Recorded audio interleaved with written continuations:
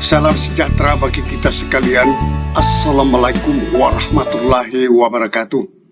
Belakangan ini sesudah tahun 2023, banyak kalangan membicarakan tentang penghapusan tenaga honorer. Dari birokrasi, para akademisi dari universitas memberikan pendapatnya terkait dengan penghapusan tenaga honorer.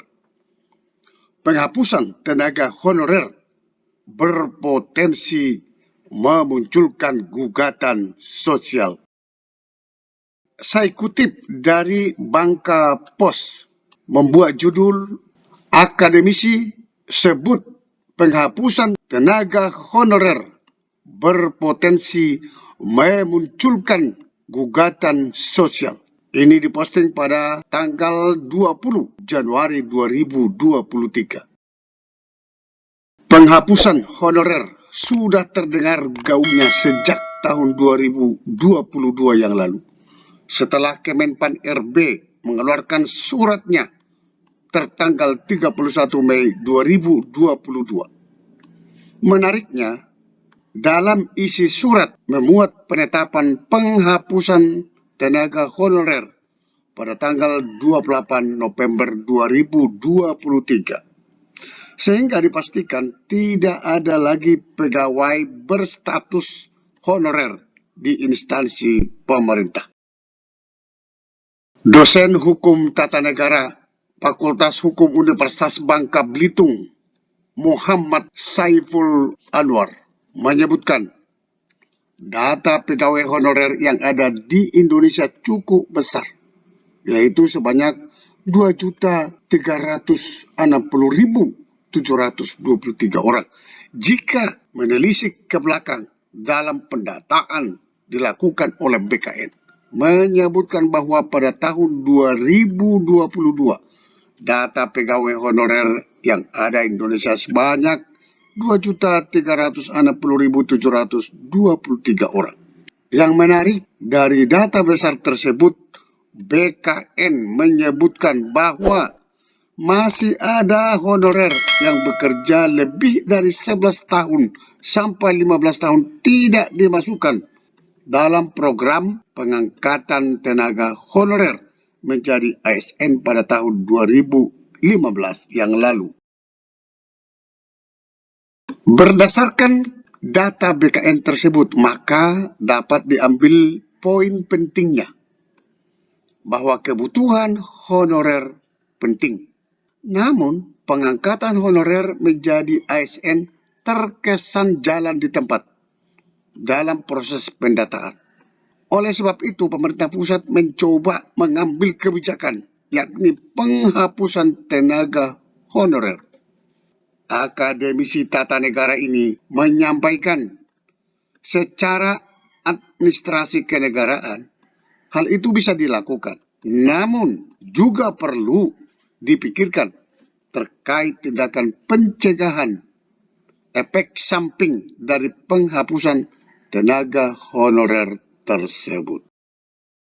Ini secara administratif kenegaraan bisa dilakukan. Namun, juga perlu dipikirkan terkait tindakan preventif terkait efek samping dari penghapusan tenaga honorer tersebut. Kemudian, langkah apa yang bisa dilakukan oleh pemerintah, baik pemerintah pusat maupun pemerintah daerah, untuk menanggulangi gelombang penghapusan honorer tersebut? Mungkin pemerintah bisa melakukan langkah verifikasi ulang agar validitas dari data honorer tersebut bisa lebih akurat. Yang terpenting adalah kawan-kawan yang secara pengabdian sudah cukup lama bisa diprioritaskan, kemudian dimasukkan dalam daftar honorer yang wajib diangkat menjadi ASN yang masa baktinya lebih dari 10 tahun. Apabila itu tidak dilakukan secara tepat, akan banyak gugatan sosial akibat penghapusan. Karena mayoritas honorer tersebut banyak yang belum siap jika dihapuskan, sebab banyak yang mengharapkan status mereka dipertahankan. dampak yang sangat terlihat yakni akan banyak gugatan sosial akibat penghapusan honorer tersebut. Ya teman-teman, coba kita lihat, gugatan sosial itu bisa berbentuk demonstrasi, bisa membuat protes kepada pemerintah melalui media sosial, baik langsung melakukan orasi-orasi tentang perjuangan tenaga honorer. Karena apa? Karena mayoritas tenaga honorer tersebut banyak yang belum siap jika dihapuskan. Sebab masih banyak yang mengharapkan status mereka dipertahankan. Banyak honorer yang secara kemampuan belum siap hidup berdikari pasca tidak lagi menjadi tenaga honorer. Saat disinggung mengenai apakah ada kebijakan politik yang bisa menganulir keputusan Menpan RB tersebut, dia menjelaskan, apabila kebijakan tersebut menyebabkan kegaduhan, sebenarnya bisa langsung dikoreksi ataupun dicabut. Tetapi apabila kegaduhan itu semakin meluas, sebenarnya bisa juga dicabut atau direvisi oleh lembaga yang mengawasi pemerintah, yakni Dewan Perwakilan Rakyat, DPR.